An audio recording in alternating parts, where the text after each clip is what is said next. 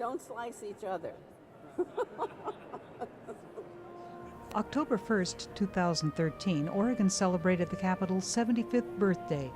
Governor Kitzhaber and lawmakers cut a Capitol-shaped cake, representing not the first, not the second, but the third state capitol.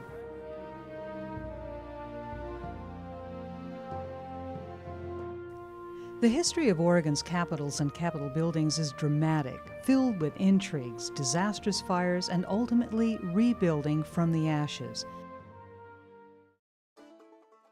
Oregon became a territory in 1848. Its first capital was Oregon City. In 1852, President Fillmore signed a congressional bill naming Salem as the capital. 3 years later, the Oregon Territorial Legislature moved it to Corvallis, where the Avery Building was used for meetings. But Oregon's governor and the legislature weren't happy. Construction had already begun on a state house in Salem. So while in Corvallis, the legislature passed a resolution to move the capital back to Salem. This photograph is a reproduction of a drawing of that first Oregon state capitol. Just days after they returned on December 30th, 1855, their new state house, in which they had never met, went up in flames under suspicious circumstances. Meetings were then held in the Nesmith Building in downtown Salem, the Territorial Government, until 1859, when Oregon became the nation's 33rd state. Oregon's second capital, completed in 1876, was built on the same site as the first.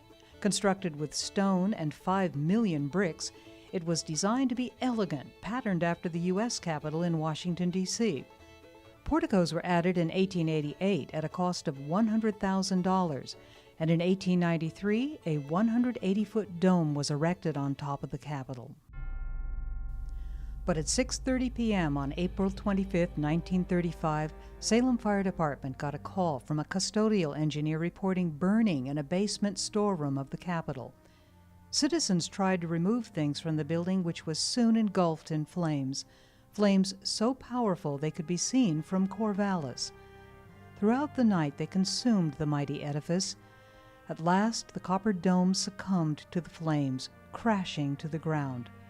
By dawn, only the exterior walls remained. The building and its contents were gone. Controversy erupted over where to site the new third capitol. Downtown merchants lobbied successfully to keep it where it was. After a nationwide competition, the legislature chose a New York architectural firm to create what you see today, a modern building with echoes of Greek classical style. It is one of only 3 state capitals in America with an Art Deco architectural design. Completed in 1938, it is topped with a dome and what has become known as the Golden Pioneer, an 8.5-ton, 22-foot gold-leafed statue created by New York sculptor Ulrich Ellerhusen. Over the years, there have been improvements and expansions. New wings were added in 1977, part of an expansion which included legislative offices, hearing rooms, and underground parking. But disaster struck again. In 1993, the Scotts Mills earthquake shifted the statue on top and caused a 3-foot bulge in the west end. Repairs, including more in 2013, have reinforced the structure, and more are planned. In 1997, Oregon lawmakers passed a bill creating the Oregon State Capitol Foundation, a nonprofit dedicated to enhancing the Capitol's building and grounds, to, in their words, preserve this grand historical landmark and the history it represents for generations to come.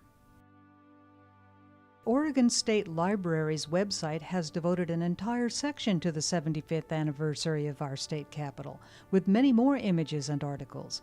Visit their site at oregon.gov/OSL.